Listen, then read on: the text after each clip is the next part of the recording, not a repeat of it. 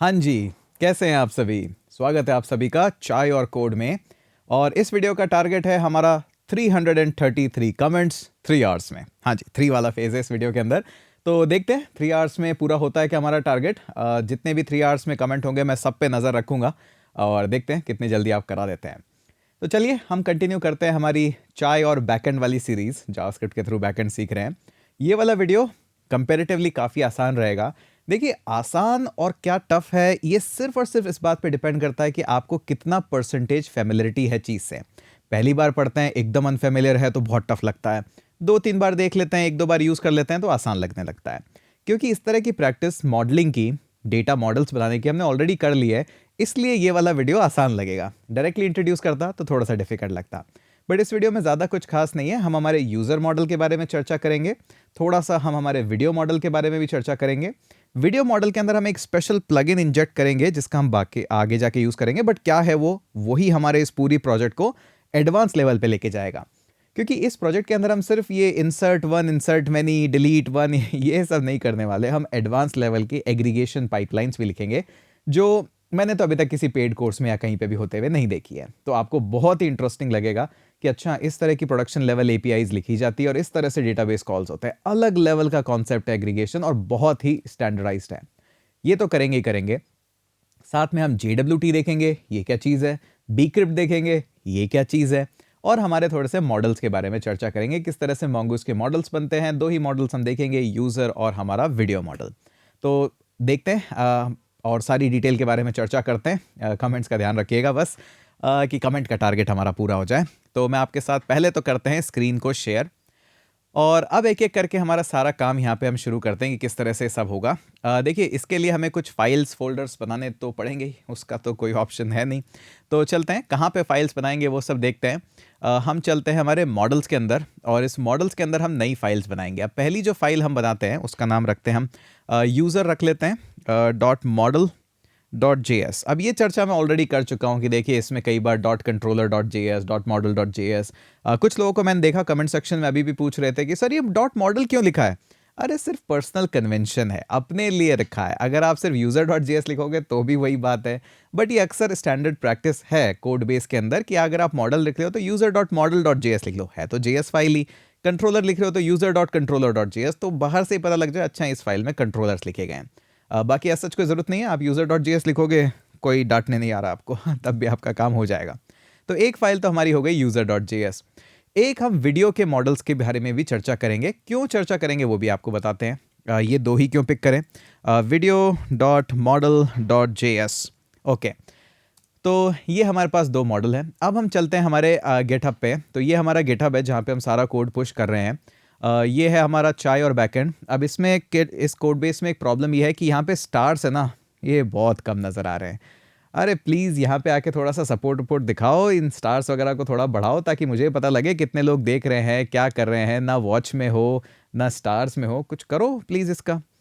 तो हम यहाँ पे, मैंने आपको मॉडल लिंक डायरेक्टली दे रखा है जो मैं यूज़ कर रहा हूँ इस पूरे प्रोजेक्ट में। तो ये मॉडल लिंक हमने बनाना भी सीखे थे एक पहले के वीडियो में, किस तरह से आप बना भी सकते हो। तो ये हमारे पास में मेजरली मॉडल है। अब इस मॉडल के अंदर क्या है, देखिए 2 चीज़ें पे हम फोकस कर रहे हैं। है तो बहुत सारी ट्वीट्स भी है, सब्सक्रिप्शन भी है, कमेंट्स भी है, प्लेलिस्ट भी है, लाइक्स को अलग मॉडल बना रखा है, उन पे चर्चा हम करेंगे। लेकिन अभी हमारे पास 2 चीज़ें हैं, एक हमारा वीडियो मॉडल है और एक हमारा ये यूज़र मॉडल है। इन 2 पे हमें मेजरली मोटी मोटी चर्चा करनी है। इन 2 को इसलिए पिक करा कि ये दोनों आपस में एक दूसरे से डिपेंडेंट है। बाकी चीज़ें भी हैं लेकिन ये दोनों आपस में काफ़ी टाइटली कपल्ड हैं। यूज़र के अंदर हम आईडी तो लिखते नहीं है क्योंकि MongoDB जैसे यूज़र को सेव करता है ऑटोमेटिकली एक यूनिक आईडी जनरेट करता है। बीसन डेटा में सेव करता है, जेसन डेटा में नहीं करता है। थोड़ी सी रिसर्च करिएगा और पता लगेगा। बाकी user name, email, full name, अवतार, इन सब पे कोई खास चर्चा की ज़रूरत नहीं है, ये सब होते हैं। रिफ्रेश टोकन पे और इन टोकन्स पे हम चर्चा करेंगे कि ये टोकन यहाँ क्या कर रहा है और किस तरह से इनका काम होता है, वो भी हम चर्चा करेंगे। तो अभी के लिए ठीक है। देखिए, जो अवतार और जो कवर इमेज है ये हम अपलोड करेंगे एक थर्ड पार्टी सर्विस पे। तो वो थर्ड पार्टी हमें सर्विस क्या करेगी, एक यूआरएल दे देगी कि ये रहा आपका इमेज का यूआरएल और काम कर लो। तो डेटाबेस में जो हमें स्टोर करना है वो करना है सिर्फ एक स्ट्रिंग सेव करना है। कैसे अपलोड होगा, क्या होगा, आने वाले वीडियोज़ में आएगा। दूसरी चीज़ जो है, हम इसमें क्या कर रहे हैं कि वीडियोस के बारे में भी चर्चा कर रहे हैं। तो वीडियोस की आईडी वो तो अपने आप mongoose जनरेट कर देगा। वीडियो फाइल वही थर्ड पार्टी सर्विस यूज़ करेंगे, वो वीडियो अपलोड कर लेगी और आपको यूआरएल दे देगी। थर्ड पार्टी सर्विस AWS भी हो सकता है, क्लाउडनरी भी हो सकता है, but of course in videos को, इमेजेस को सेपरेट रखा जाता है। थंबनेल भी इमेज है, ठीक है। ओनर यहाँ पे एक इंटरेस्टिंग चीज़ है, इसके बारे में चर्चा करते हैं 1 मिनट में। उसके बाद आपके पास title, description, duration, views, is published, publish है नहीं है, क्रिएटेड एट, अपडेटेड एट, तो टाइम स्टैम्प से मिल ही जाता है। अब सबसे पहले यूज़र के अंदर हम यूज़र की हिस्ट्री ट्रैक कर रहे हैं कि यूज़र ने कौन कौन से वीडियो देखे हैं। तो हिस्ट्री ट्रैक करते टाइम हम क्या कर रहे हैं, एक वॉच हिस्ट्री नाम से एक ऑब्जेक्ट का हम एरे बना रहे हैं, और इसके अंदर क्या कर रहे हैं, ये वीडियोस के जितने आईडीज है ना वो हम पुश करते जाएंगे। जैसे एक वीडियो देखोगे उस वॉच हिस्ट्री के अंदर हम उसका आईडी पुश कर देंगे उस पर्टिकुलर वीडियो का, तो इससे हम पूरी हिस्ट्री ट्रैक कर पाएंगे। ये हमारा प्लान है। यहाँ पे जो वीडियोस है, वीडियोस के अंदर भी एक ओनर फील्ड इसलिए रखना जरूरी है क्योंकि हर वीडियो का कोई ना कोई ओनर तो होगा ही। तो जब भी आप हिस्ट्री में उसका कार्ड दिखाओगे या कहीं पे भी कार्ड दिखाओगे, तो ये तो दिखाते ही है ना हमेशा यूट्यूब पे कि अच्छा वीडियो ये है, लेकिन उसके नीचे अच्छा चाय और कोड ने अपलोड करा है, उसका थंबनेल दिखा देते हैं, उसका टाइटल दिखा देते हैं। एटलीस्ट 2 इन्फॉर्मेशन तो दिखाते हैं, हो सकता है और इन्फॉर्मेशन भी हो, बट एटलीस्ट 2 इन्फॉर्मेशन तो दिखाते हैं। अगर 2 इन्फॉर्मेशन रिट्रीव करना आ गया तो 10 भी आ ही जाएगा। तो इसलिए अभी हमने दोनों को लिया है कि बाकी सब काम तो हो ही रहे हैं, लेकिन ये दोनों आपस में काफ़ी कपल्ड हैं, तो इन दोनों पे एक साथ काम करना सेंस बनाता है। तो जो भी प्रोग्रामर को आप असाइन करेंगे या फिर आपने खुद ने लिया है, तो ये दोनों को लेना यहाँ पे अभी सेफ बनता है सेफ। तो अपनी ब्रांच क्रिएट करेंगे गिट पे या फिर जैसे भी करेंगे, इन 2 को हम एक साथ हैंडल करेंगे। तो चलिए पहले इनको हैंडल करते हैं और उसके बाद देखते हैं कि कैसे कैसे इसमें और हम चीज़ों को चेंज कर सकते हैं। तो यूज़र से स्टार्ट करते हैं, ज़्यादा ठीक रहेगा। वैसे तो वीडियो से कर लो, इसमें क्या बात है। तो हम क्या करते हैं, सबसे पहले तो इम्पोर्ट सही लिखते हैं उसके बाद हम जाते हैं mongoose पे। mongoose तो लेंगे ही लेंगे, साथ में मैं क्या करता हूँ, स्कीमा भी ले लेता हूँ, या डीस्ट्रक्चर कर लेते हैं बार बार, वरना क्या है mongoose.schema और वो सब लिखना पड़ता है, मेरा मन नहीं है वो सब लिखने का, तो डायरेक्टली हम ले लेते हैं। उसके बाद क्या करना है, कॉन्स्ट, और इसको बोल दीजिए यूज़र स्कीमा। अब यूज़र स्कीमा कहाँ से आएगा, तो न्यू, और ये लीजिए स्कीमा डायरेक्टली आ गया। एक ये मेथड है जिसके अंदर मल्टीपल ऑब्जेक्ट्स आएंगे, उस पर तो हम काम कर ही लेंगे, लेकिन उसके साथ साथ क्या करना पड़ेगा, एक्सपोर्ट भी तो करना पड़ेगा। अब एक्सपोर्ट करना तो देखिए आपको आता ही है, उम्मीद करता हूँ आप कमेंट सेक्शन में बताएंगे। ये कमेंट सेक्शन में ना बताते रहा करो, इससे क्या आपके हाथ चलते रहते हैं, आपका एंगेजमेंट भी रहता है, रिवीजन भी होता रहता है, और थोड़ा सीख जाओगे, ठीक है ओके। तो थोड़ा सा यहाँ पे लिखते हैं एक्सपोर्ट कॉन्स्ट यूज़र। अब यूज़र कौन देगा, हाँ जी mongoose ही देगा। मुझे प्लीज़ एक मॉडल बना के स्कीमा दे देना, और इस मॉडल का नाम रख देना user with a capital you, users नहीं, यूज़र। अच्छा एक बात बताओ, अगर पुराने वीडियोस अटेंड करें तो कि MongoDB में ये किस नाम से सेव होगा, ज़रा कमेंट सेक्शन में बताना, मैं नहीं बताऊंगा यहाँ पे। कौन से स्कीमा को रेफ़र करके यूज़र बनाना है, ये लीजिए यूज़र स्कीमा को रेफ़र करके बनाना है, बस इतना ही काम था। ओके, ये काम तो हो गया हमारा बेसिक कि ठीक है। अब क्या करना है, कुछ नहीं करना है, अब आपको यहाँ पे आना है, एक एक को देखना है कि क्या क्या फील्ड है। यूज़र नेम से स्टार्ट करो या वॉच हिस्ट्री से स्टार्ट करो, जहाँ से आपका मन करे। यूज़र नेम लिखो, ईमेल लिखो, ये सारा एक एक करके लिखो। रिफ्रेश टोकन और इन टोकन्स पे हम बात करेंगे, अभी चर्चा करेंगे इन पे अच्छे से। बट जितने भी फील्ड आपको दिख रहे हैं तो सब पे आ जाओ, काम करना शुरू कर दो। इसको मैं नेक्स्ट लाइन में ले लेता हूँ क्योंकि मुझे ऐसे ज़्यादा बेटर लगता है ये ओके। कोई खास ज़रूरत नहीं है, अपने अपने तरीके हैं, मुझे ऐसे ज़्यादा अच्छा लगता है। अब पहला फील्ड है मेरे पास यूज़र नेम, वहाँ से देख के लिख रहे हैं और कुछ नहीं कर रहे हैं। यूज़र नेम के अंदर क्या क्या चाहिए, देखिए सबसे पहला तो हम टाइप लिखते ही थे, वो तो आपको पता ही है, स्ट्रिंग है। और उसके बाद रिक्वायर्ड है क्या ये फील्ड, रिक्वायर्ड कर लेते हैं कि ठीक है ये रिक्वायर्ड फील्ड है, तो ट्रू कर देते हैं इसको। और यूनिक होना चाहिए क्या, यूज़र नेम तो देखिए यूनिक होना चाहिए सबका, जैसे चाय और कोड है वैसे यूज़र नेम भी यूनिक होना चाहिए। ठीक है जी, ये बना दिया आपने। सब लोअर केस में रखते हैं, ज़्यादा बेटर रहेगा, तो लोअर केस कर देते हैं सबको। ट्रिम भी कर देते हैं सबको, उप्स लोअर केस ट्रू हो गया, और ट्रिम कर देते हैं, ये ट्रिम हमने कर दिया। ओके जी, और क्या चाहिए, और हम एक और फील्ड यहाँ पे रखेंगे जो कि है इंडेक्स। अब क्या होता है, जितने भी डेटाबेस होते हैं ना, और स्पेशली MongoDB में, तो अगर किसी भी फील्ड को आपको सर्चेबल बनाना है बड़े ऑप्टिमाइज तरीके से, तो उसका इंडेक्स ट्रू कर दो। इससे क्या होता है कि ऑब्वियसली बात है थोड़ा एक्सपेंसिव हो जाता है, लेकिन इतना भी नहीं, क्योंकि अगर आपको पता है आप इसको बहुत सर्चिंग के लिए यूज़ करने वाले हो, तो इसका इंडेक्स ट्रू कर दो ताकि ये डेटाबेस की सर्चिंग में आने लग जाए। वैसे तो अपने आप में इंडेक्स अपने आप में एक बड़ा इंटरेस्टिंग टॉपिक है डेटाबेस के अंदर, अगर आप डेप्थ में जाना चाहें तो कभी फुर्सत में वीडियो भी बना देंगे उस पर, बट वो बिहाइंड द सीन है। अभी के लिए सिर्फ इतना जान लीजिए, जब भी आपको सर्चिंग फील्ड किसी भी फील्ड पे इनेबल करनी है, तो उसको इंडेक्स ट्रू करना ज़्यादा बेहतर ऑप्शन होता है। वैसे तो आप बिना उसके भी सर्च कर सकते हो जाता है सर्च, बट ये थोड़ा ऑप्टिमाइज कर देता है, और कुछ नहीं है। तो यूज़र नेम हमारा हो गया है, यहाँ पे लगाते हैं कॉमा, और उसके बाद करते हैं कॉपी पेस्ट शुरू। तो यूज़र नेम तो हो गया है, अब क्या चाहिए दूसरा, दूसरा चाहिए ईमेल, तो ये लीजिए ईमेल आ गया। अब ईमेल में क्या क्या करना है, टाइप स्ट्रिंग होना चाहिए, रिक्वायर्ड भी है, यूनिक भी है, लोअर केस भी है, ट्रिम भी है, लेकिन ईमेल बेस्ड सर्च डायरेक्ट ही कर लेंगे, एज सच कोई ज़रूरत पड़ेगी नहीं हमें इंडेक्सिंग की इस पर। सबको इंडेक्स नहीं करना है वरना ऐसी बैंड बचती है ना पूरे परफॉर्मेंस की, बहुत सोच समझ के इंडेक्स रखा जाता है। ओके, तो ईमेल हो गया। उसके बाद क्या रखना है, फुल नेम चाहिए हमें एक और, ये लीजिए फुल नेम। फुल नेम के अंदर टाइप स्ट्रिंग है, रिक्वायर्ड है। फुल नेम तो यूनिक नहीं होता है, हितेश नाम के बहुत लोग होते हैं ठीक है। ट्रिम रख लेते हैं, लोअर केस भी रखने की ज़रूरत नहीं है, ट्रिम रख लेते हैं। और फुल नेम पे भी अगर आपको ट्रेस करना है कि आपको किसी को सर्च करना है, इस बेसिस पे हमने डेटाबेस डिज़ाइन जब किया था तो उसका इंडेक्स एक्चुअली में रखा है हमने यहाँ पे। ये डेटाबेस डिज़ाइन अपने आप में एक सब्जेक्ट है, जैसे सिस्टम डिज़ाइन एक सब्जेक्ट है, डेटाबेस डिज़ाइन भी अपने आप में एक सब्जेक्ट है। तो इस पर कभी और चर्चा करेंगे, अभी के लिए आपको जो जो दे रखा है उस हिसाब से आप कर लीजिए। ओके, नेक्स्ट चलते हैं, एवतार या अवतार जैसे भी आप बोलना चाहें इसको। तो ये हमारा है अवतार। अब इसके अंदर ऑब्वियसली बात है, टाइप तो हमारा स्ट्रिंग ही है इसका, क्योंकि सिर्फ URL आ रहा है, URL स्टोर कर रहे हैं। यहाँ पे खुद के लिए एक मैसेज रख लेता हूँ मैं, आपके लिए भी, कि ये क्लाउडनरी का URL हम यूज़ करेंगे, क्लाउडनरी सर्विस हम यूज़ करेंगे।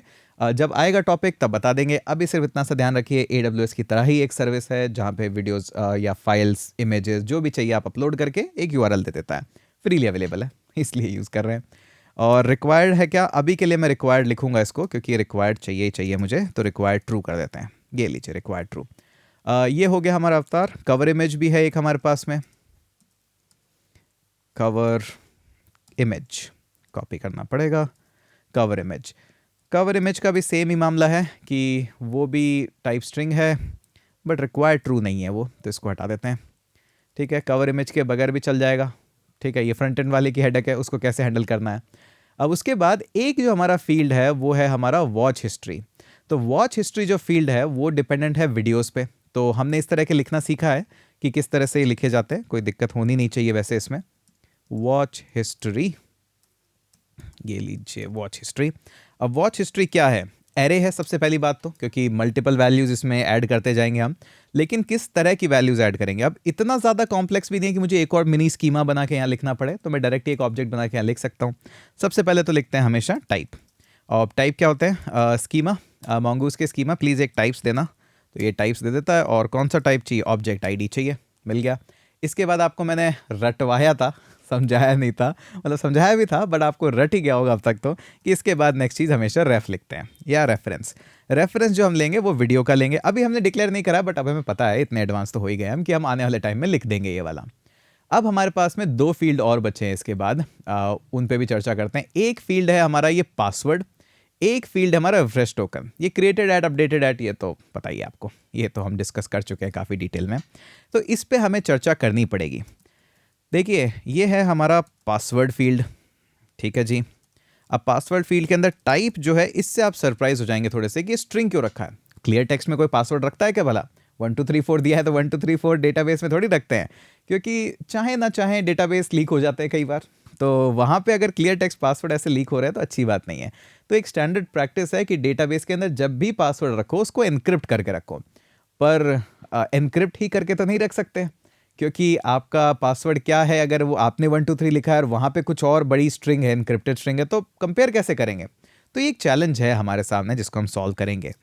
और इसके बाद हम रिक्वायर्ड भी यूज़ कर लेते हैं कि पासवर्ड रिक्वायर्ड है क्या, बिल्कुल रिक्वायर्ड फील्ड है, ट्रू कर सकते हैं। बट यहाँ पे एक थोड़ा सा हम यूज़ कर लेते हैं और छोटा सा पुराना बेसिक्स रिवाइज कर लेते हैं कि ट्रू फील्ड के साथ आप एक कस्टम एरर मैसेज भी दे सकते हो, तो हम दे देते हैं यहाँ पे पासवर्ड इज़ रिक्वायर्ड। जितने भी ट्रू फील्ड हैं आप सब पे दे सकते हैं, आपका मन करे तो, और ये सही से लिख दें तो बहुत ही अच्छा होगा। ठीक है जी, तो एक चैलेंज तो हमारे सामने पासवर्ड वाला है जिसकी चर्चा हम करेंगे।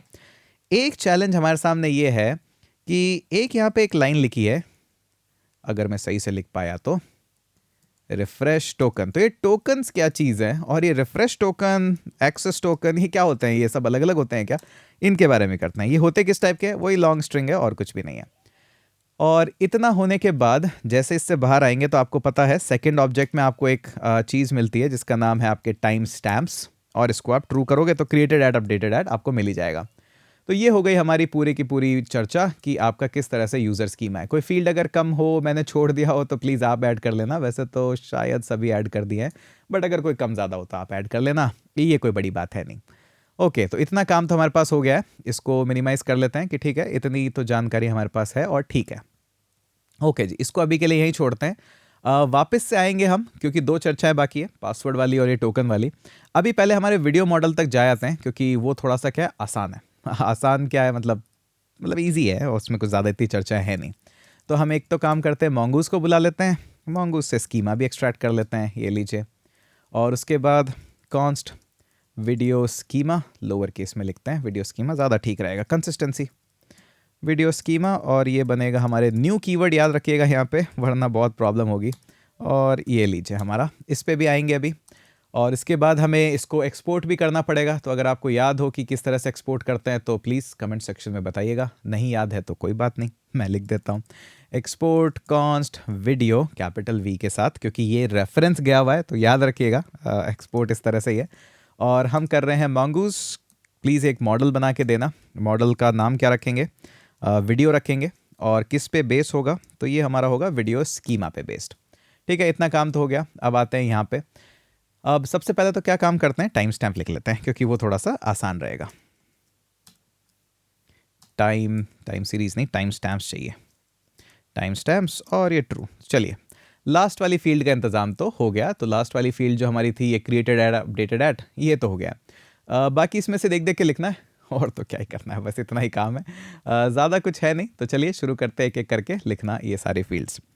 सबसे पहले हमारे पास है वीडियो फाइल। ऑब्वियस सी बात है, वीडियो फाइल पूरी की पूरी तो है नहीं। वैसे MongoDB ना आपको अलाउ करता है कि ये छोटी छोटी इमेजेस फाइल वगैरह आप directly as a media file ही स्टोर कर सकते हैं, बट अच्छी प्रैक्टिस नहीं है, डेटाबेस पे बहुत लोड पड़ता है, इसलिए इनको हर जगह प्रोफेशनल कोड में सेपरेट ही रखा जाता है। इसकी टाइप है स्ट्रिंग, जो स्ट्रिंग आएगा हमारे पास में क्लाउडनरी URL से, बाद में ले लेंगे। रिक्वायर्ड है क्या, बिल्कुल रिक्वायर्ड है, इसके बगैर आगे प्रोसेस नहीं करेंगे। वीडियो के उस फील्ड में अगर वीडियो ही नहीं है तो क्या ही कर रहे हैं हम, रिक्वायर्ड, और इसको ट्रू कर सकते हैं। अब यहाँ पे आपका मन करे तो उसको एरे के फॉर्मेट में लिख देना, कुछ मैसेज लिखना हो तो वो भी लिख सकते हो, आपके ऊपर है। उसके बाद थंबनेल भी चाहिए, थंबनेल का ही तो खेल है आजकल सारा, जितना क्लासी थंबनेल लोग उतना वीडियो देखते हैं, और वीडियो साइट बना रहे हैं तो इतना काम तो करेंगे ही। दोनों चीज़ चाहिए तो कॉपी पेस्ट कर लेते हैं, ये लीजिए थंबनेल भी आ गए। उसके अलावा क्या है हमारे पास में, टाइटल, डिस्क्रिप्शन, ड्यूरेशन, ये सब भी है ही, तो इसको भी लिख लेते हैं। एक्चुअली में कॉपी पेस्ट कर लेते हैं और इसको डुप्लीकेट कर लेते हैं। और ये हमें चाहिए नेक्स्ट टाइटल। ओके, टाइटल हमारा स्ट्रिंग होगा, टाइटल भी रिक्वायर्ड है। इस पूरे का डुप्लीकेशन तो लगेगा। टाइटल के बाद चाहिए डिस्क्रिप्शन। हाँ जी, थोड़ा बोरिंग लग रहा होगा आपको, बट काम तो है, करना तो पड़ेगा ही कोई ना कोई तो करता ही है। और इसके बाद डिस्क्रिप्शन के बाद टाइम भी चाहिएगा। ये बड़ा इंटरेस्टिंग कॉन्सेप्ट रहेगा आपके लिए। ड्यूरेशन ना आपको यूज़र नहीं देगा और ड्यूरेशन हमारे पास आएगा नंबर फॉर्मेट से। ओके, क्लाउडनरी URL काफ़ी जगह कॉपी हो गया है। वीडियो फाइल तक, थंबनेल तक तो ठीक था, टाइटल में तो क्लाउडनरी से नहीं आएगा और डिस्क्रिप्शन भी नहीं आएगा।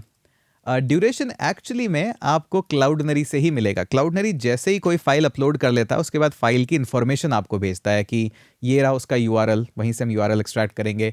वहीं से ये टाइम भी भेजता है वीडियो के उसमें कि कितना वीडियो का ड्यूरेशन है। अगर आप AWS वगैरह कहीं पे भी अपलोड करोगे तो वहाँ पे भी इस तरह के मैकेनिज्म बनाए जाते हैं।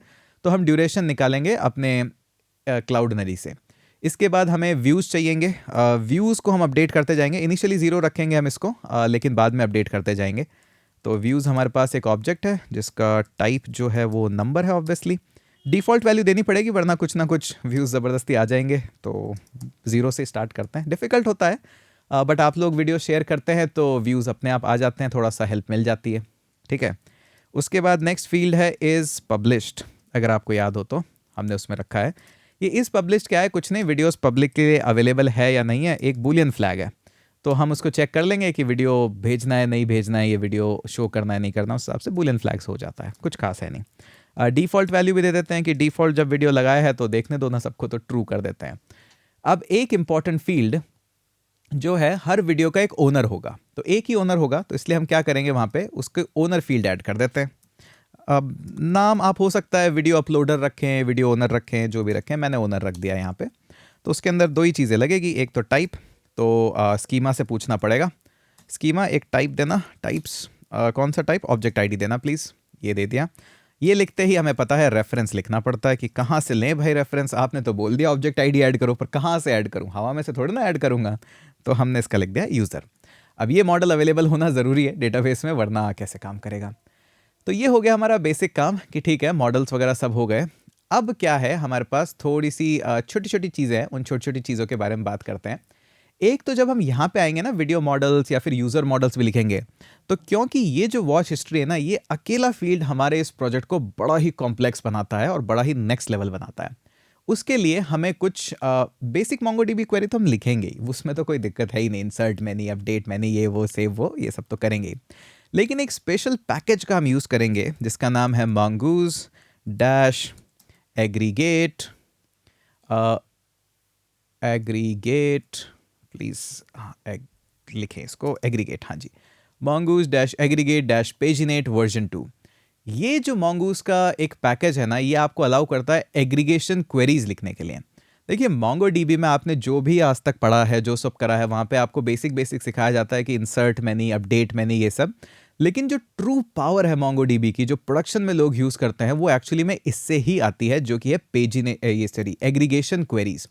एग्रीगेशन फ्रेमवर्क्स अगर आप पढ़ेंगे तो अपने आप में mongoose के अंदर एक बहुत बड़ा टॉपिक है, जिस पे अपने आप में क्रैश कोर्स वीडियोस ये सब बन सकते हैं। तो Mongo के अंदर अगर आप एग्रीगेशन पाइपलाइन का फ्रेमवर्क देखेंगे तो ये अपने आप में है, अपने आप में बहुत इंटरेस्टिंग चीज़ है, और आपको काफ़ी चीज़ें मिलती है कि कॉम्प्लेक्स क्वेरीज, सिर्फ इंसर्ट मैनी नहीं, आपको इस तरह के ऑर्डर्स एग्रीगेशन ये मिल जाते हैं। तो हम इसको यूज़ करना चाहते हैं, तो हम इसको कॉपी करते हैं यहाँ से, और पहले ये पैकेज यूज़ करते हैं कि किस तरह से हम एग्रीगेशन क्वेरीज वगैरह को यूज़ करेंगे यहाँ पे। तो इसको हम पेस्ट करते हैं और यहाँ पे लिख देते हैं कि ठीक है, अब हमारे पास ये में अवेलेबल होगा mongoose एग्रीगेट पेजिनेट। इसको यूज़ कैसे करना है, हम इस फाइल के अंदर ही यूज़ करेंगे अभी इसको, अगर ज़रूरत पड़ी तो आगे भी करेंगे, बट ये प्लगइन की तरह इंजेक्ट होता है और कुछ खास होता नहीं है इसमें। तो इम्पोर्ट mongoose एग्रीगेट पेजिनेट फ्रॉम ये। अच्छा, ये तो हो गया फर्स्ट स्टेप कि आपने इसको इंपोर्ट कर लिया। दूसरा स्टेप इसका बहुत आसान है, क्योंकि यही दो फेज़ हैं अभी हम जो लिखेंगे। इसको मिनिमाइज़ कर लेते हैं। आप एक्सपोर्ट कर रहे हैं उससे पहले एक्चुअली में आपको यहाँ पे इसको यूज़ करना पड़ता है। तो हम ये जो वीडियो स्कीमा है ना, वीडियो स्कीमा के साथ आप बहुत सारे मेथड्स हैं, हम कुछ मेथड्स अभी पढ़ेंगे भी इस वीडियो के अंदर। आप जाइए mongoose के अंदर, तो mongoose के अंदर आप जैसे ही सर्च करेंगे मिडलवेयर के अंदर, यहाँ पे मिडलवेयर है ये, तो आप देखेंगे mongoose के अंदर काफ़ी मिडलवेयर्स लिखे जा सकते हैं, खुद के प्लगइन्स भी इंजेक्ट किए जा सकते हैं। जैसे कुछ प्लगइन्स हैं प्री पोस्ट, यानी कि डेटा सेव हो रहा है उससे जस्ट पहले कुछ करो, पोस्ट मतलब जस्ट डेटा सेव हुआ है उसके बाद कुछ करो। तो इस तरह के मिडलवेयर्स हम भी लिखना सीखेंगे। लेकिन एक जो चीज़ mongoose आपको देता है, ये सारे आपको मिडलवेयर्स अलाउ करता है कि कुछ डिलीट हो तो ये कर दो, कुछ ये हो तो ये कर दो। इसके अलावा एक ऑप्शन आपको और देता है ये mongoose कि आप अपने खुद के प्लगइन्स भी ऐड कर सकते हो। और ये जो एग्रीगेट फ्रेमवर्क है, ये थोड़ा MongoDB के अंदर बाद में आया है, तो इसको इस तरह से आप प्लगइन के साथ ऐड करते हो, ये mongoose जो हमने लिया है एग्रीगेट पेजिनेट। अब हम यहाँ पे क्वेरीज लिख सकते हैं जो कि एग्रीगेशन क्वेरीज हैं, रेगुलर क्वेरीज नहीं, इंसर्ट वन वो तो लिख ही सकते हो, उसमें तो कोई दिक्कत ही नहीं है। बट यही जो चीज़ है ना mongoose का एग्रीगेशन पाइपलाइन, यही हमारे पूरे प्रोजेक्ट को एकदम एडवांस लेवल पे लेके जाएगा कि अच्छा इस लेवल का भी हम काम कर सकते हैं। ठीक है, तो हम करेंगे, तो ये हमें चाहिए। अभी हम चलते हैं वापस यूज़र पे, क्योंकि हमने कुछ चर्चाएं यहाँ पे अधूरी छोड़ दी है, जिन चर्चाओं को करना काफ़ी बेहद ज़रूरी है। तो उन चर्चाओं के लिए हम कुछ प्लगइन्स, और प्लगइन्स तो क्या, पैकेजेस वगैरह के बारे में पढ़ते हैं एक एक करके। तो पहले तो हम आते हैं अपने npm JS पे यहाँ पे, और एक जो पैकेज हम पढ़ेंगे, दोनों के बारे में वैसे तो देखेंगे। एक तो देखेंगे हम bcrypt, और सिर्फ bcrypt नहीं देखेंगे, हम देखेंगे bcrypt JS, क्योंकि दोनों में डिफरेंस है। bcrypt लाइब्रेरी कोर Node.js की लाइब्रेरी पे पैकेज बना हुआ है, और bcrypt JS क्या है, ऑप्टिमाइज्ड है जावास्क्रिप्ट विद जीरो डिपेंडेंसी और कंपेटेबल विद bcrypt। तो bcrypt JS ही आपको दिखेगा मोस्ट ऑफ द प्लेसेस पे bcrypt JS या फिर bcrypt यूज़ होता हुआ। अब देखिए, ये आपके ऊपर है कि आप कोर bcrypt यूज़ करना चाहते हैं, bcrypt JS यूज़ करना चाहते हैं। ऑलमोस्ट सब दोनों की सेम पॉपुलैरिटी है, ऑलमोस्ट वर्किंग भी सेम है। तो कुछ लोग आपको bcrypt यूज़ करते हुए नजर आएंगे, कुछ लोग आपको bcrypt JS यूज़ करते आएंगे। अब मैं आपको दोनों में डिफरेंस बता देता हूँ। ज़्यादातर लोग इसको अवॉइड मतलब एक को अवॉइड करते हैं और दूसरों को करते हैं, सबके अपने अपने रीज़न है। बट आप एक बार इसका वर्किंग फंक्शनैलिटी देखेंगे तो वही npm इंस्टॉल bcrypt है। उसके बाद दोनों के अंदर ऑलमोस्ट सेम काम होता है, जनरेशन वगैरह। इसी तरह से आपको bcrypt.js भी मिलेगा, bcrypt.js, तो ये भी सेम ही काम है, ये डिपेंडेंट इसी पे है bcrypt.js पे। तो ये bcrypt.js है, इसको इंस्टॉल करने के लिए bcrypt.js देखोगे ऑलमोस्ट सेम है, वही कॉन्फ़िगरेशन पाथ वगैरह सब, उसके बाद वही हैश वगैरह सब सेम काम होता है। अब आपके ऊपर है आप कौन सा वाला यूज़ करना चाहते हैं। हम क्या करेंगे, हम इस पैकेज में जो हमने यूज़ करा है वो bcrypt यूज़ करा है, कोर bcrypt। तो एक तो हो गई बात इसकी, तो bcrypt तो हम लेके ही आएंगे, ऑब्वियस सी बात है। चलते हैं यहाँ पे और bcrypt इंस्टॉल करते हैं। 1 मिनट के बाद करेंगे क्योंकि एक और पैकेज है जो हमें लगेगा। एक और पैकेज है जो है JWT। अच्छा, bcrypt करता क्या है? bcrypt क्या करता है, सिंपल एक लाइब्रेरी है। It helps you to hash your password. तो जो हमारी पासवर्ड वाली प्रॉब्लम थी कि क्लियर टेक्स्ट पासवर्ड नहीं रखना है और पासवर्ड हमारे इनक्रिप्ट हो रहे हैं, तो वापस से डिक्रिप्ट भी करने पड़ेंगे, कंपेयर भी करने पड़ेंगे, काफ़ी कुछ सर्कस होता है पासवर्ड को लेके। तो उसके लिए हमारी ये bcrypt लाइब्रेरी है। दूसरा है, हमने एक बात करी थी टोकन की। तो टोकन के लिए हमारे पास सबसे जो इजी या सबसे बेसिक हमारी जो लाइब्रेरी जिसके बारे में हम बात करते रहते हैं वो है हमारी JWT, या फिर इसका पूरा सर्च करने के लिए जेसन वेब टोकन। तो पूरा ही सर्च करना पड़ेगा जेसन वेब टोकन। और ये हमारी एक क्रिप्टोग्राफी पे बेस्ड है, दोनों के दोनों ही, bcrypt भी और जेसन भी, की जो क्या करते हैं टोकन्स बनाते हैं। अब टोकन्स इस तरह से बनता है। अब टोकन्स देखने के लिए ना सबसे अच्छा है वेबसाइट पे चल जाओ, jwt.io। इस तरह के टोकन्स आपको मिलेंगे जो कि क्लियरली नॉर्मल ह्यूमन रीडेबल नहीं है, ये बनाए जाते हैं क्रिप्टोग्राफिक एल्गोरिदम को यूज़ करते हुए। इसमें 3 पार्ट्स होते हैं। एक तो आपके हेडर्स होते हैं जो ऑटोमेटिकली इंजेक्ट होते हैं कि कौन सी एल्गोरिदम होगी, क्या होगी, इस तरह से ये काम होता है। हमारा जो मेन रोल है वो है हमारा इस पेलोड से। पेलोड फैंसी नेम है डेटा के लिए। जो भी डेटा आप भेजना चाहते हो इसमें अपने आप इनक्रिप्ट हो जाता है। आप यूज़र का आईडी भेजना चाहते हो, ईमेल भेजना चाहते हो, पेलोड में इंजेक्ट हो जाता है। उसके बाद एक वेरिफिकेशन सिग्नेचर भी लगता है जो अच्छी क्रिप्टोग्राफिक एल्गोरिदम, और एक इंपॉर्टेंट चीज़ यहाँ पे होती है जो है सीक्रेट। ये सीक्रेट ही है जो हर टोकन को यूनिक बनाता है, वरना तो कोई भी डिक्रिप्ट कर ले, एल्गोरिदम सबको पता है, पब्लिक में अवेलेबल है, आपका सारा ये पेलोड का डेटा मिल जाएगा। तो ये सीक्रेट ही है जो सब कुछ को प्रोटेक्ट करके रखता है। तो ये 2 लाइब्रेरीज हमें लगेगी, एक तो जेसन वेब टोकन और एक bcrypt। तो ये हर प्रोजेक्ट में लगती ही लगती है, जेसन वेब टोकन। ओके जी, दोनों लाइब्रेरीज आ गई है हमारे पास में। यूज़ कैसे करते हैं वो भी हम देखेंगे ही, ऑब्वियस सी बात है। तो चलते हैं नेक्स्ट हमारी कार्रवाई पे। नेक्स्ट कार्रवाई कुछ इस तरह से है कि यूज़र फाइल में जाइए और सबसे पहले इनको लेके आ जाइए। तो JWT आ जाएगा हमारे पास में जेसन वेब टोकन से, और bcrypt तो bcrypt से ही आएगा। नो सजेशंस, ओके कोई बात नहीं, ये लीजिए। ओके, दोनों तो आ गए हमारे पास में। पर अब बात ये है कि ये सब कुछ इनक्रिप्ट वगैरह कैसे करोगे। देखिए, डायरेक्ट इनक्रिप्शन करना पॉसिबल है नहीं, तो हमें क्या करना पड़ता है, हमें हेल्प लेनी पड़ती है mongoose के कुछ हुक्स की।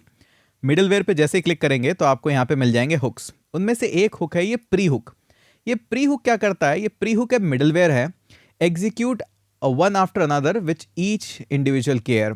तो मतलब मोटी मोटी बात यह है कि जैसे ही आपका डेटा सेव होने जा रहा होगा, जस्ट उससे पहले किसी भी यूजर ने अगर कोई कॉल लिखा है या फिर कोई कंट्रोलर लिखा है कि मेरा ये वाला डेटा सेव कर दो, उससे जस्ट पहले अगर आप इस हुक को चाहो तो रन करवा सकते हो। इसमें कुछ भी कोड डाल के आप एग्जीक्यूट करा सकते हो कि यार मैं नहीं चाहता डेटा ऐसे सेव हो जाए, मैं चाहता हूँ उससे पहले कुछ कर दें, जस्ट हम क्या कर दें, पासवर्ड एनक्रिप्ट कर दें। तो इसके लिए हमारे पास में हुक्स होते हैं। अब जैसे हमने प्लगइन हुक यूज़ करा था उसी तरह से आप कई चीज़ें यूज़ कर सकते हो। हम एक हुक को अभी ट्राई करके देखते हैं। तो इस हुक को दिखते कैसे हैं, ज़्यादातर ये हुक आपको इस मॉडल फाइल्स में ही मिलेंगे, प्रोफेशनल कोड में भी। तो ये यूज़र स्कीमा लो, जैसे हमने प्लगइन लगाया था वैसे आप देखेंगे कि एक आपके पास ये प्री हुक्स भी है यहाँ पे अवेलेबल। ये रहा मेरा प्री हुक। अब प्री हुक होता क्या है, कुछ भी नहीं, इस तरह से एक मेथड है, बस आपको जो भी कोड एग्जीक्यूट कराना है यहाँ पे आप लिख दो, ठीक है। उप्स, ये रहा हमारा प्री हुक। अब इसके अंदर क्या मिलता है, सबसे पहले तो जैसे हमने देखा था ना, app.listen, app.onError, ये कुछ उसी तरह के हुक्स होते हैं। तो कौन सा इवेंट आप यूज़ करना चाहते हो। अब देखिए, इवेंट्स आपको यहाँ पे मिलते हैं, मिडिलवेयर पे जाओगे, कौन कौन से इवेंट्स पे करा सकते हो, वैलिडेट पे, सेव पे, रिमूव पे, अपडेट वन, डिलीट वन, तो जो भी आपको फंक्शनैलिटी करनी है। मेरे पास अभी जो फंक्शनैलिटी है कि जब भी डेटा सेव हो रहा हो उससे पहले मुझे कुछ काम कराना है, उससे पहले मुझे पासवर्ड अपना इनक्रिप्ट कराना है। उसके बाद मिलता है आपको कॉल बैक। तो आप चाहो तो डायरेक्टली कॉल बैक यहाँ लिख सकते हो, लेकिन एक चीज़ का ध्यान रखना सिर्फ कि जब भी इस प्री के अंदर आप कॉल बैक लिखते हो तो प्लीज़ ऐसे मत लिखिएगा क्योंकि काफ़ी प्रॉब्लम होती है। क्योंकि अगर आपने जावास्क्रिप्ट पढ़ी हो तो एरो फंक्शन के अंदर अपने पास दिस का रेफरेंस नहीं होता, कॉन्टेक्स्ट नहीं पता होता है उसे। यहाँ पे कॉन्टेक्स्ट पता होना बहुत ज़रूरी है क्योंकि सेव इवेंट किस पे चल रहा है, इस यूज़र पे। तो यूज़र के अंदर ये जो सब इतना सारा आपने लिखा है, ये पूरा का पूरा कहाँ गया हमारा, ये इतना सारा जो लिखा है, यूज़र नेम, ईमेल, इन सब का एक्सेस भी तो लगेगा। हवा में थोड़ा ना कोड चलाना है क्योंकि इन वैल्यूज़ को तो मैनिपुलेट करना है। तो इसीलिए ज़्यादातर यहाँ पे आपको दिखेगा फंक्शन इस तरह से लिखा जाता है। ये रहा हमारा फंक्शन और ये लीजिए। पर ये जो इंक्रिप्शन वगैरह सब है ना, ये थोड़ा सा कॉम्प्लेक्स प्रोसेस है। मतलब एल्गोरिदम चलती है, थोड़ा सा टाइम लेती है, सीपीयू प्रोसेसिंग होती है। तो इन फंक्शन को आप अक्सर देखेंगे, इसलिए इन फंक्शन को असिंक लिखा जाता है कि टाइम लगता है। अब लगता है तो लगता है, क्या कर सकते हैं। और मैंने आपको पढ़ाया था एक एरर, रिक्वेस्ट, रिस्पॉन्स और नेक्स्ट, क्योंकि मिडलवेयर है तो मिडलवेयर के फ्लैग का नाम है कि नेक्स्ट का एक्सेस तो होना ही होना चाहिए। अगर नेक्स्ट यहाँ पे लिया है तो सबसे एंड में जब आपका काम हो गया है तब एक बार इस नेक्स्ट को कॉल करना पड़ता है कि ये फ्लैग अब आगे पास कर दो। मज़ा आ रहा है? उम्मीद आ रहा होगा, इतनी अच्छी कहानियों में तो आता ही है। ओके, अब करना क्या है? अब मुझे क्या करना है यहाँ पे कि जब भी मेरा पासवर्ड या पूरा ये फील्ड सेव हो रहा हो, उसमें से एक पासवर्ड फील्ड को लो, एनक्रिप्ट करके सेव कर दो। ठीक है, कर तो दूंगा, बहुत ही आसान है। क्या करो, दिस डॉट पासवर्ड, ये लीजिए पासवर्ड फील्ड का एक्सेस है क्योंकि आपने फंक्शन यूज़ करा है तो दिस को पता है सारे फील्ड, हुक उसी को बोलते हैं। ठीक है, अब इसको एनक्रिप्ट करना है तो कैसे एनक्रिप्ट करेंगे? ये लीजिए, एनक्रिप्ट करने के लिए आपका ये जो बीक्रिप्ट है ये एनक्रिप्ट कर देगा। इसके पास एक मेथड होता है डॉट हैश, तो ये हैश कर देता है। अब हैश करने के लिए इसको चाहिए होता है कुछ नहीं, एक तो दो चीज़ें चाहिए कि क्या हैश करना है। तो ये लो जी, दिस डॉट पासवर्ड, इसको हैश कर दो। फिर ये पूछता है कितने राउंड्स लगाऊं। मतलब क्या होता है, सॉल्ट्स होते हैं, राउंड्स होते हैं कि एल्गोरिदम के अंदर अलग अलग फेज होते हैं, ज़्यादा नहीं जाएंगे। यहाँ पे एक नंबर देना होता है, तो नंबर 8 राउंड्स भी दे सकते हो, 10 राउंड्स भी दे सकते हो। कईयों में डिफ़ॉल्ट भी होता है, कई लोग डिफ़ॉल्ट यूज़ करते हैं। तो मोटी मोटी बात यह है कि सॉल्ट्स या हैश राउंड देते हैं। ठीक है, उसने एनक्रिप्ट कर दिया। एनक्रिप्ट करने के बाद आप क्या करो, सबसे एंड में नेक्स्ट, ये लीजिए। अब हमने इंट्रोड्यूस कर दी एक प्रॉब्लम। प्रॉब्लम क्या? जब भी ये डेटा सेव होगा हर बार पासवर्ड को ये सेव करेगा। अब बात प्रॉब्लम ये है कि सपोज करिए कोई बंदा आया, उसने अपना अवतार चेंज करा, फोटो चेंज करी। अब क्योंकि प्री हुक है, जैसे उसने सेव मेथड बटन पे क्लिक करा कि मेरी फोटो सेव कर दो, ये वापस से चेंज कर देगा पासवर्ड। तो ये पासवर्ड तो चेंज करता ही जाएगा क्योंकि इसके पास पासवर्ड का एक्सेस है ना, वो सारे फील्ड का एक्सेस तो है ही। तो हमें क्या करना है, कुछ इस तरह से करना पड़ेगा कि यार देखो, ये जब पासवर्ड फील्ड में आपको भेजूं, पासवर्ड फील्ड का मॉडिफिकेशन जब भेजूं, तभी इस कोड को आपको रन करना है। अगर उस फील्ड में कोई पासवर्ड में मॉडिफिकेशन है ही नहीं तो प्लीज़ इसको रन मत करो। हर बार पासवर्ड एनक्रिप्ट नहीं कराना। जब पासवर्ड फील्ड भेजूं तभी एनक्रिप्ट करना है। पासवर्ड फील्ड कब भेजूंगा? फर्स्ट टाइम भेजूंगा क्योंकि तब पासवर्ड सेव करा रहा हूं, या फिर मैं पासवर्ड अपडेट करना चाहूँ, न्यू पासवर्ड सेट करना चाहूँ, तब भेजूंगा। तो जब मैं भेजूँ ना तभी उसको करना। तो इसके लिए मुझे एक कोड और लिखना पड़ेगा, एक इफ़ कंडीशन लगानी पड़ेगी यहाँ पे। अब इफ़ कंडीशन क्या करनी पड़ेगी कि चेक करना पड़ेगा क्या वो मॉडिफाइड है या नहीं है। तो क्या करो, चेक करो if this dot is modified. आपको ये मिलता है यहाँ पे, अवेलेबल होता है कि दिस कोई भी फील्ड मॉडिफाइड है नहीं है। कैसे चेक करते हैं?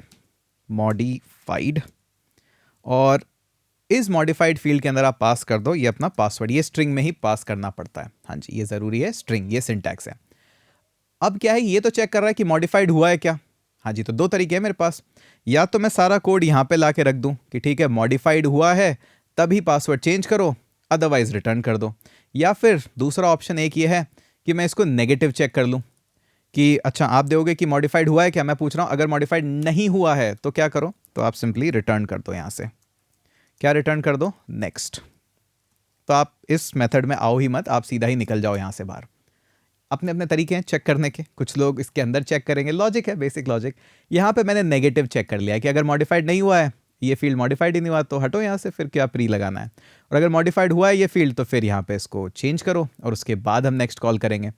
तो काफ़ी इंटरेस्टिंग लॉजिक है, बट ये लॉजिक हमें क्या हेल्प करेगा? पासवर्ड एनक्रिप्ट कर देगा हमारा। ओके, पासवर्ड एनक्रिप्ट कर दिया आपके पास। अब ये जो बीक्रिप्ट है ना, ये बिहाइंड द सीन बहुत सारे काम करता है।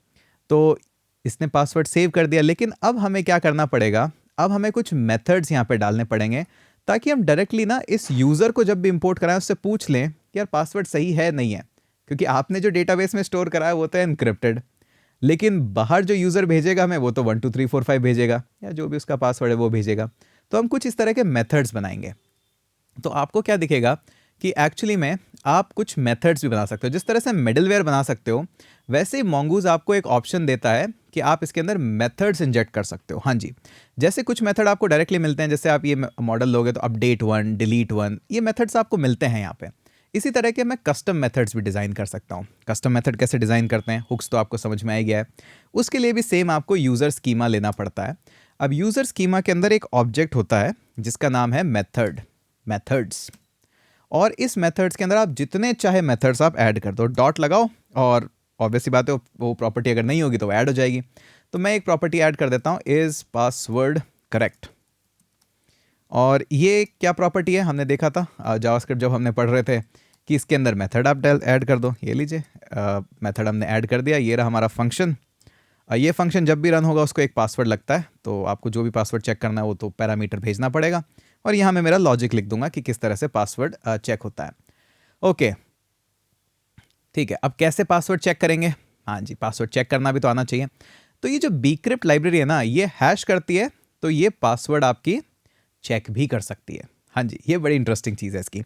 तो bcrypt से ही बोल दो कि आप ये काम करो, मुझे चेक करके बता दो। ये ट्रू और फॉल्स वैल्यू देता है। तो इसके पास एक मेथड है कंपेयर, तो आप चाहो तो कंपेयर कर सकते हो। अब कंपेयर मेथड जैसे आप यूज़ करोगे ना, तो देखो, एक तो ये बोलता है कि मुझे डेटा दो स्ट्रिंग में।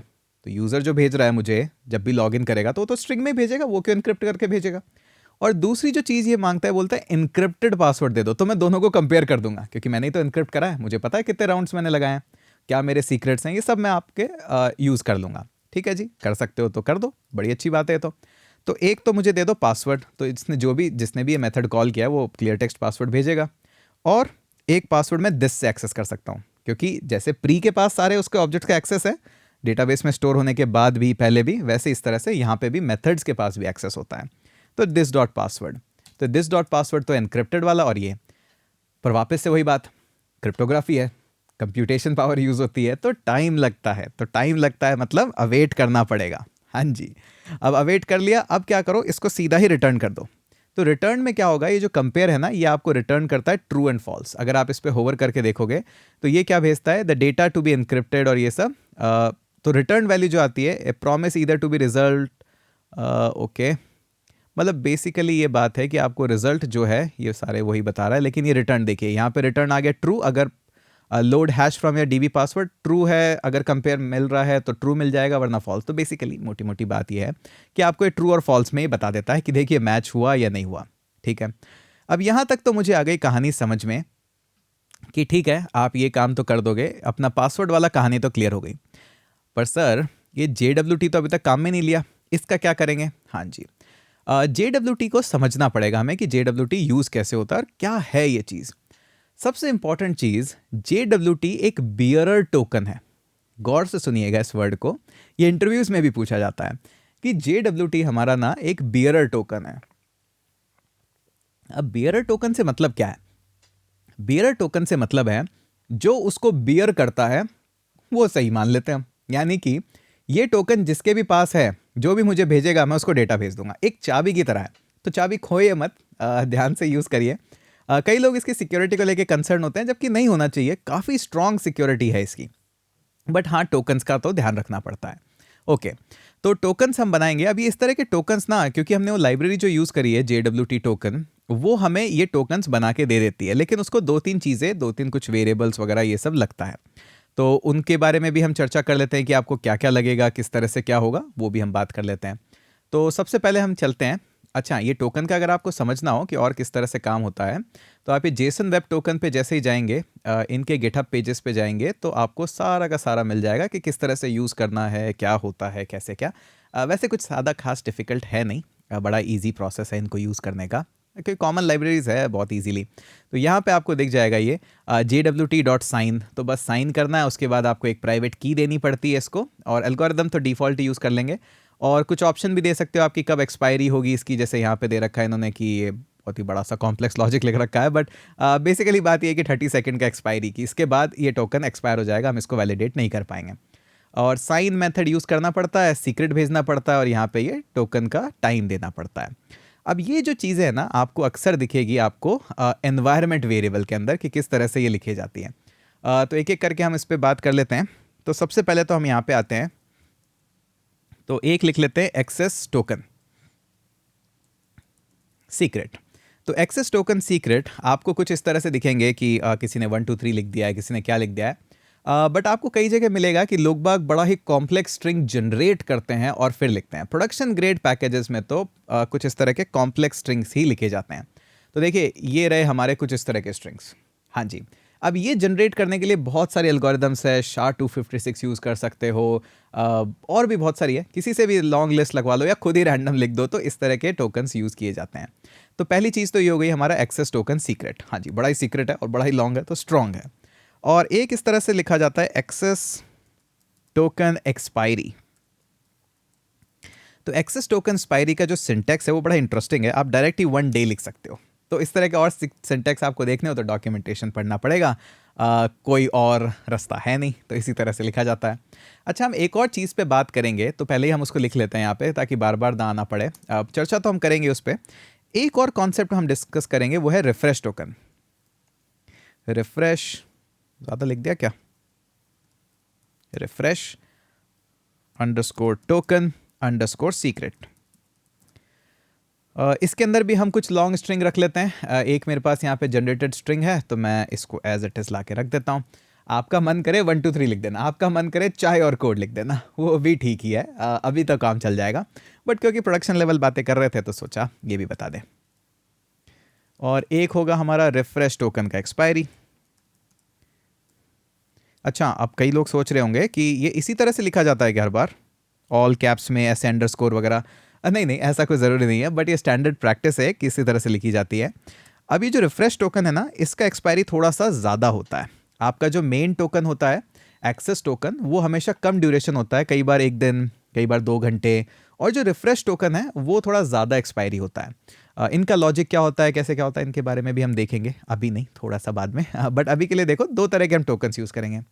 बट सर 2 तरह के टोकन तो यूज़ करेंगे, पर आपने तो ये दूसरा टोकन यहाँ पे लिखा ही नहीं है। यहाँ पे तो सिर्फ हमारे पास में जो यूज़र है वहाँ पे सिर्फ रिफ्रेश टोकन है जो हम स्टोर कर रहे हैं डेटाबेस में।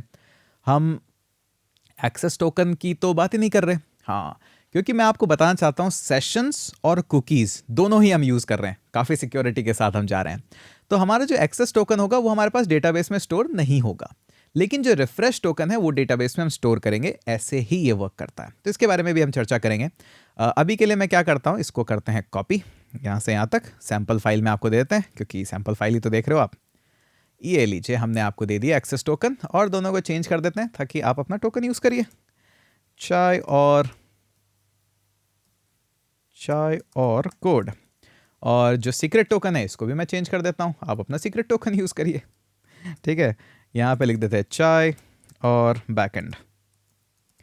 ओके जी, चलिए दोनों सेव हो गए। अब चलते हैं वापस से यूज़र मॉडल पे। तो हमने प्री भी सीख लिया, मेथड भी सीख लिया, ठीक है, काफ़ी कुछ सीख गए हम। क्या इस तरह से मैं एक्सेस टोकन जनरेट करने का भी मेथड यूज़ कर सकता हूँ? ये आगे जाके आपकी लाइफ बहुत ईजी बनाएगा। तो हाँ जी, सेम यही तरीका है, एग्जैक्टली ये तरीका है। आपको जितने मेथड चाहिए उतने आप अपने स्कीमा में इंजेक्ट कर सकते हो। अच्छी प्रैक्टिस है, करना भी चाहिए। तो हम वापस से आते हैं यूज़र स्कीमा। इसको बोलते हैं कि आपका जो ये मेथड्स ऑब्जेक्ट है, इसके अंदर मैं और कुछ भी ऐड करना चाहता हूँ। मेथड सही है, मेथड नहीं है, याद रखिएगा। इसको एक देता हूँ कि आप क्या करो, एक मेथड लिखो यहाँ पे, जनरेट एक्सेस टोकन। ये लीजिए, जनरेट एक्सेस टोकन। ये क्या होगा, वही सेम फंक्शन लिखना पड़ेगा। असिंक की ज़रूरत है नहीं इसमें, क्योंकि वो काफ़ी फास्ट हो जाता है। अगर लिख भी दोगे तो कोई ऐसी दिक्कत वाली बात नहीं है।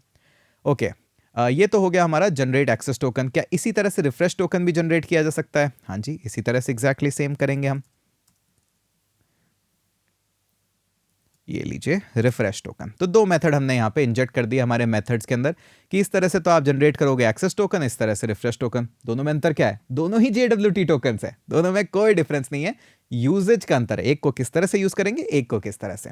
चलिए एक एक करके बात करते हैं यहाँ पे भी। ठीक है, अब कैसे जनरेट करना है? देखिए JWT जो है, हमने जो इंपोर्ट करा है, अभी जस्ट हमने पढ़ा, इसके पास एक साइन मेथड है जो कि आपका जनरेट कर देता है टोकन। अब साइन के अंदर देखिए पेलोड लगेगा, ऑब्जेक्ट चाहिए, बफर चाहिए, सीक्रेट की चाहिए, और ऑप्शन है, साइनिंग ऑप्शन, ये वो फलाना बहुत सारा होता है। अब मैं क्या करता हूँ, बेसिकली सबसे पहले तो इसको दूंगा मेरा पेलोड, कि क्या क्या इन्फॉर्मेशन मैं चाहता हूँ कि आप रखो। एक इन्फॉर्मेशन तो आप रखो _ID। ये _ID कहाँ से मिलेगी? क्योंकि ये जो मेथड है ना, ये ऑलरेडी हमारा डेटाबेस में चीज़ें सेव है। और इनका पास उन सबका एक्सेस है दिस के अंदर, इसीलिए तो फंक्शन लिखते हैं, एरो फंक्शन नहीं लिखते हैं। तो आईडी जो है वो हम अंडरस्कोर आईडी ये हमें मिल जाएगी मोंगोडीबी से। एक तो ये मैं स्टोर कराऊंगा, आपका मन करे तो सिर्फ आईडी स्टोर करा लो, क्योंकि बाकी तो डेटाबेस क्वेरी करके हम सब कुछ ले सकते हैं, बट मैं ठीक है थोड़ा ज़्यादा पेलोड हम लिखेंगे। दिस डॉट ईमेल से ईमेल का एक्सेस भी मिल जाएगा। मैं यूज़र नेम और फुल नेम भी रखना चाहूँगा, आपके ऊपर है, आप जितना चाहें पेलोड लिखे उतना हो जाता है काम, बट आप चाहें तो सब कुछ एक्सेस भी कर सकते हैं ऐसे भी। एक यूज़र नेम मिल जाए तो बाकी सब तो मिल ही जाता है। दिस डॉट यूज़र नेम, और एक और रख लेते हैं, फुल नेम भी रख लेते हैं। चलिए फुल नेम है हमारा this dot full name. Okay, ये हमारा फुल नेम, ठीक है जी। फुल नेम एक बार चेक कर लेते हैं, इसी तरह से लिखा है क्या हमने, यूज़र नेम फुल नेम, ठीक है। तो हमारे पास ये फुल नेम है, वैल्यूज़ एक्सेस है, ठीक है। एक बार और देखेंगे हम किस तरह से हम ये चीज़ों को लिख रहे हैं, क्या क्या कर रहे हैं। इस फुल नेम को मैं ना यहाँ पे चेंज कर देता हूँ, या तो यहाँ चेंज करो या वहाँ चेंज करो सेम होना चाहिए। ये आपको बस ध्यान होना चाहिए कि ये जो है ये मेरे इस पेलोड का नाम है की है, ये जो चीज़ है वो डेटाबेस से आ रही है, तो इसलिए बस ये है, तो इसलिए मैंने यहाँ पे भी चेंज कर दिया ताकि कंसिस्टेंसी रहे। ओके, ठीक है, ये सब चीज़ें तो आपको समझ में आई गई है। ओके, तो ठीक है, ये साइनिंग टोकन के लिए मैंने उसको पेलोड तो दे दिया, लेकिन उसको और 2-3 चीज़ें लगती है, इसीलिए हम एनवायरनमेंट वेरिएबल फाइल में गए थे। दूसरी चीज़ें लगती है इसको, पहला तो लगता है एक्सेस टोकन, तो process dot env dot access token, तो यहाँ पे आते हैं और इसको कॉपी कर लेते हैं, एक्सेस टोकन का सीक्रेट, ये लीजिए, पहला काम तो हो गया। और दूसरा क्या होता है, इसको एक ऑब्जेक्ट लगता है, हाँ जी, एक्सपायरी ऑब्जेक्ट के अंदर जाता है। ये सिंटैक्स एक ही बार पढ़ना पड़ता है, उसके बाद याद रहता है। ये देखिए एक्सपायर्स इन इसने सजेस्ट कर दिया, यही एग्जैक्ट हमारा है। वापस से हम जाते हैं प्रोसेस डॉट env डॉट, और यहाँ पे चाहिए एक्सपायरी, तो एक्सेस टोकन की एक्सपायरी ये रही, कॉपी करिए और यहाँ पे लिख दीजिए। तो ये बस इतना ही काम था और जनरेट हो गया।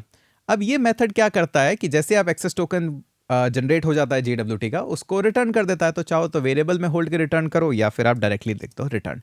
इस प्रोसेस में टाइम नहीं लगता है, यहाँ पे इंक्रिप्शन एल्गोरिदम ऐसी कुछ खास नहीं है, बेसिक ही है, बट हो सकता है कई बार इसमें टाइम हो, ये सब हो, तो आप देख लीजिएगा। मैंने तो अभी तक देखा है वहाँ पे असिंक लगाने की ज़रूरत नहीं पड़ी है, bट हो सकता है आपका यूज़ केस अलग हो, पर आपको पता है आप कैसे हैंडल करना है इसको।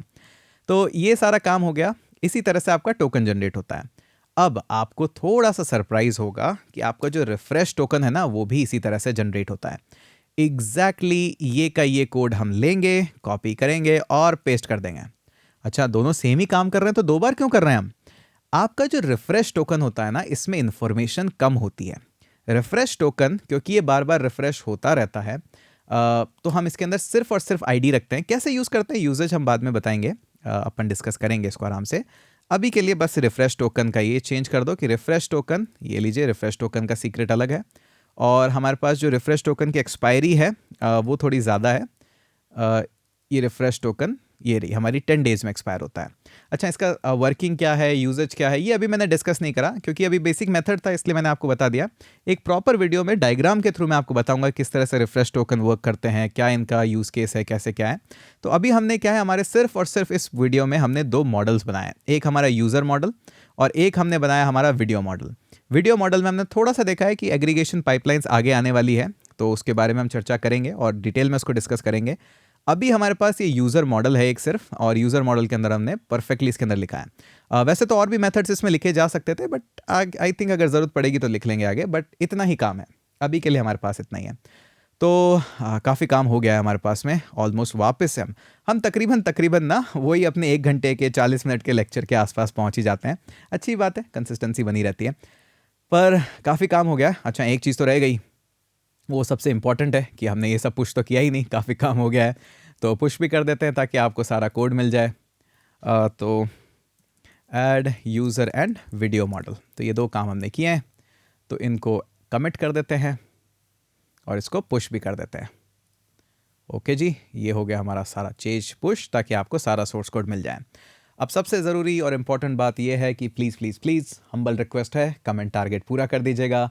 वीडियोस में बहुत एफर्ट लग रहे हैं, वीडियोस बहुत ही प्रोडक्शन लेवल पे है, एक एक लाइन में तोड़ तोड़ के समझा रहा हूँ, जो आपने आज तक किसी कोर्स में कहीं पे भी, मुझे पता है आपने बहुत यूडेमी कोर्सेज ये वो कोर्सेज लिए हैं, बट इतना डेप्थ में, इतना प्यार से, इतना अच्छे से रुक के कोई नहीं समझाता है। तो प्लीज़ थोड़ा सा सपोर्ट करिए, लिंक्डइन वगैरह पे शेयर कीजिए, ट्विटर पे शेयर कीजिए, बहुत ज़रूरी है मेरे मोटिवेशन के लिए।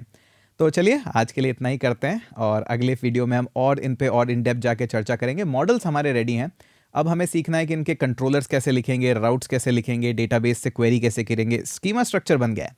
अब नेक्स्ट टारगेट है कि चीज़ों को डेटाबेस में एंटर कैसे कराया जाए, उस पर भी चर्चा करेंगे। ठीक है, चलिए मिलते हैं आपसे अगले वीडियो के अंदर, और तब तक के लिए शेयर कमेंट वगैरह बाकी सब कर दो, फटाफट फैला दो सीरीज़ को। मिलते हैं आपसे अगले वीडियो में।